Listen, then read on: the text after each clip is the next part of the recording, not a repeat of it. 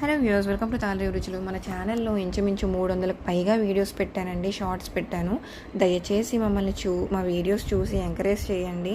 మాలాంటి వాళ్ళకు కూడా కొంచెం లైక్లు కొట్టి సబ్స్క్రైబ్ చేసి ఎంకరేజ్ చేయండి. ఈరోజు రెసిపీ వచ్చేసి పచ్చిశనగపప్పు దొండకాయ కర్రీ అండి. చాలా టేస్టీగా ఉంది, నాన్ వెజ్ని మైపరిపించేలాగా.